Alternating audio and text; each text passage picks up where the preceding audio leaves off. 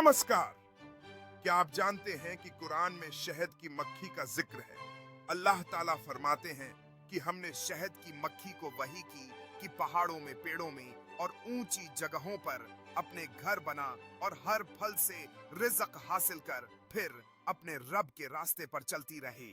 आसानी ऐसी। सूरत नहल आयत 6869। यह कुरान का वह स्थान है जहां एक कीट को वाही दी गई।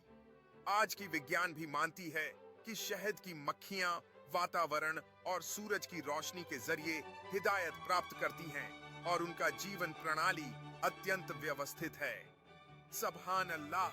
शहद की ये मक्खियां अपने जीवन में एक अद्भुत संगठन का पालन करती हैं।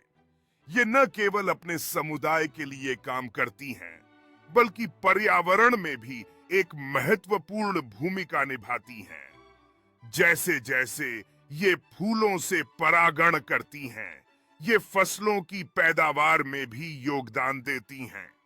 इनकी मेहनत से हमें मीठा शहद मिलता है, जो न केवल स्वादिष्ट होता है, बल्कि स्वास्थ्य के लिए भी लाभकारी है।